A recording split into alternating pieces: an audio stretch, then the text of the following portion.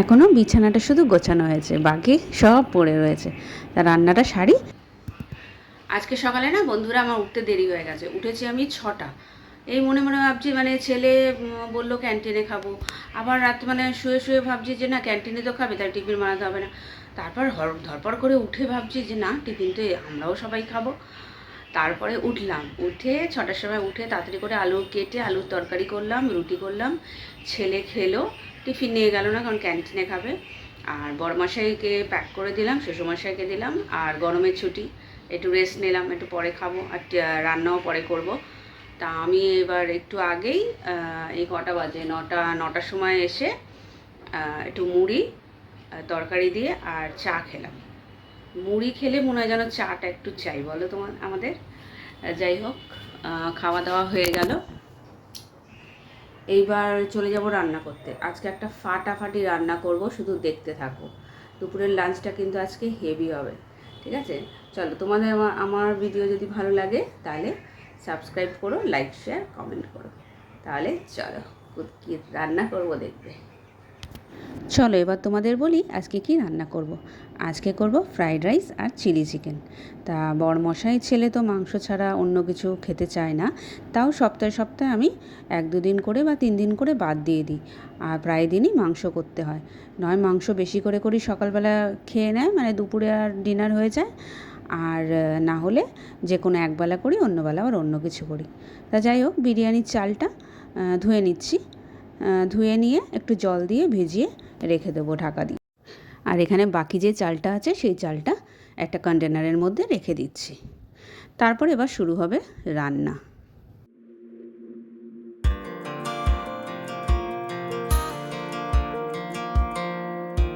এখানে আমি চিলি চিকেনের জন্য নিয়ে নিয়েছি পেঁয়াজ আর ক্যাপসিকাম, আর এটা হচ্ছে ফ্রাইড রাইসের জন্য গাজর, বিনস আর একটু পেঁয়াজ, আর একটুখানি আদা রসুন বাটা, আর আদা রসুন কাঁচা লঙ্কা একটু কোচানো। তা চিকেনগুলোর পিসগুলো না একটু বেশি বড় এনেছিল, তাই সেগুলোকে ছোট ছোট কেটে নিয়ে আমি ধুয়ে নিচ্ছি। তারপর এবার যা যা মাখানো ম্যারিনেট করার সেগুলো করব।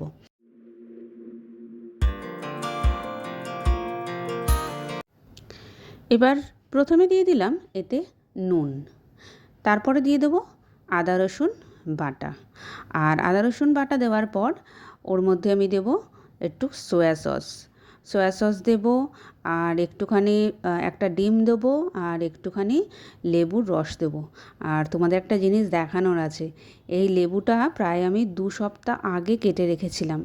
মানে এটা একটা টিপসও বলতে পারো, যে লেবু না এমনি রাখলে নষ্ট হয়ে যাবে, আর যদি তোমরা কেটে রাখো, কেটে যদি অর্ধেক করে রেখে দাও না ফ্রিজের মধ্যে, তাহলে কিন্তু ভালো থাকছে দেখছি।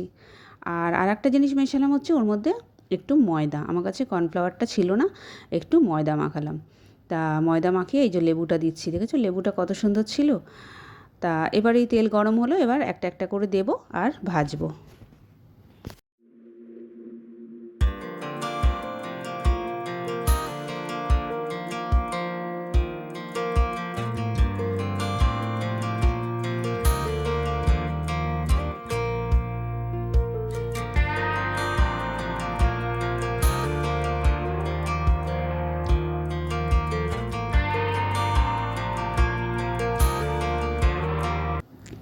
ওখানে আমার ভাজা কমপ্লিট। এবার হচ্ছে এই যে ভাতের চালটা, এবার ভাতটা বসাবো। এর মধ্যে আমি একটু গোটা গরম মশলা যেগুলো সব কিছু আছে, তেজপাতা দিয়ে সব কিছু ওগুলো দিয়ে দিলাম, আর একটু সাদা তেল দিয়ে দিলাম, আর একটু বেশি করে নুনটা দেবো, যাতে ভাতে আর নুন না দিতে হয়, মানে জলটার টেস্টটা যেন একটু নোনতা নোনতা হয়, সেরমভাবে নুনটা দিতে হবে, কারণ জলটা ছেঁকে নেওয়ার পর ভাতটা যেন নোনতা থাকে। তা এই সব দিয়ে এবার ভাতটা ফুটুক। এইবার তেলের মধ্যে আদা রসুন আর কাঁচা লঙ্কাটা দিয়ে দেবো। এবার এটা ভাজা ভাজা হয়ে গেলে পেঁয়াজ আর ক্যাপসিকামটা দিয়ে ভাজবো। পেঁয়াজ ক্যাপসিকামটা যখন ভাজা ভাজা অনেকটা হয়ে যাবে, আমি কিন্তু একটু টমেটোও দিই, আর টমেটোটা দিয়ে একটু ভাজা ভাজা অনেকটা হবে, একটু জোরে আস্তে সিম রেখে আপনারা ভাজবেন। এবার ভেজে টেজে তারপরে যখন অনেকটা ভাজা হয়ে যাবে, তার মধ্যে দিয়ে দেবো আমি সয়া সস, নুনটা দিয়ে দেবো অল্প করে ভাজাটার জন্য, আর দিয়ে দেবো সয়া সস, টমেটো সস। আর এই দেখো চিলি চিকেন নয়, চিকেন পকোড়া। দারুণ হয়েছে না? কত সুন্দর ক্রিস্পি হয়েছে।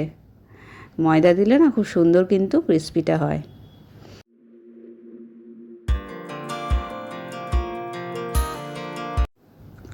তাই এখানে আমি এই যে টমেটো দিয়ে সমস্ত কিছু ভাজা কমপ্লিট করছি, করে একটু সয়া সস দেব আর টমেটো সস দেব, দিয়ে কিছুক্ষণ ভাজা ভাজা করে তারপর পকোড়াগুলো দিয়ে দেবো। পকোড়াগুলো কিছুক্ষণ নাড়াচাড়ার পর যখন একটুখানি মশলাগুলো ওর মধ্যে লেগে যাবে, সস টসগুলো, তারপর ওতে জল দেব। জল দিয়ে অনেকটা যখন ফুটবে তার মধ্যে একটা নুন মিষ্টি একটু টেস্ট করে নেব যে নুন মিষ্টিটা ঠিক আছে কি না। তা আজকে আমি একটু টেস্ট করতে পারবো না, কারণ সন্ধ্যেবেলায় যাব একটা জায়গায়, তা আন্দাজেই আমি দিলাম, মোটামুটি করে করে আন্দাজ হয়ে গেছে। তা এই যে দিয়ে দিলাম পকোড়াগুলো, এবার হোক আস্তে আস্তে জল দিয়ে, এবার ফুটুক, তারপরে একটু ওই কর্নফ্লাওয়ারের বদলে আমি একটু ময়দা দিয়ে দেবো, অল্প একটু ময়দা গুলে ওতে দিয়ে দেবো। আর ভাতটা দেখো একটু চিপলে একটু নরম হয়ে যাচ্ছে, একটু নরম, তখনই কিন্তু নামিয়ে নেবে, একদম বেশি গলাবে না। তা ভাতটা আমার হয়ে গেছে, এবার নামিয়ে নেবো। আর এই যে কর্নফ্লাওয়ারটা দিলাম, মানে ময়দাটা দিলাম, দিয়ে একটু অনেকক্ষণ ফুটবে, ফুটলেই আমার চিলি চিকেন ডান।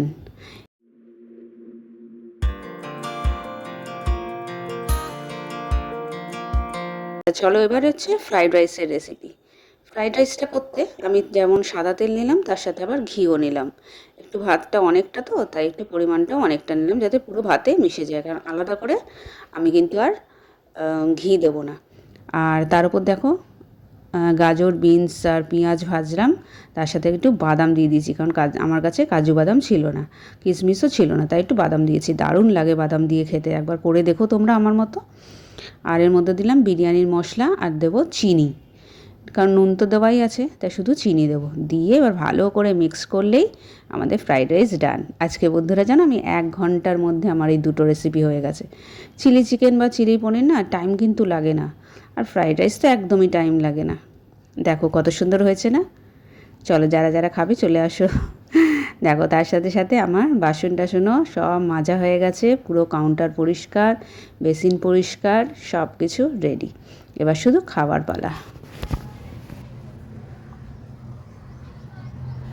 উফ বাবা কি গরম। যাই হোক, রান্না আমার সব শেষ হয়ে গেল। এরপর যাব হচ্ছে ঘর মুছতে। ঘর মুছবো, আর কালকে যে কাপড়গুলো কেচেছিলাম সেইগুলো ভাঁজ করব। ভাঁজ করে তারপর স্নানে যাব, আর ছেলে আর বরমশাই আসবে দুটো, তারপর সবাইকে খাবার দেব। খাবারটা কীরকম হলো তোমাদেরকে তখনই দেখাবো। আর আজকে দুটো ব্লগ পেতে পারো, কারণ এটা আর বেশিক্ষণ দেখাবো না, খাবারের পিকচারটা দেখিয়ে তোমাদের ছেড়ে দেবো, মানে ব্লগটা শেষ করে দেবো, দুটো পাল্টা বলছি। তারপর বিকেলবেলা একটা জায়গায় যাব, সেইটা তোমাদের সাথে শেয়ার করব, কোথায় যাচ্ছি না যাচ্ছি সেইটা আবার একটু এডিট করে রাত্রের দিকে পেয়ে যাবে, ঠিক আছে? তা আজকে যে ফ্রাইড রাইস চিলি চিকেনটা হচ্ছে ওটা কিন্তু আমি খাবো না, আমি আমার জন্য কিছু একটা করে নেব। তা তা দেখতে থাকো, সঙ্গে থাকো।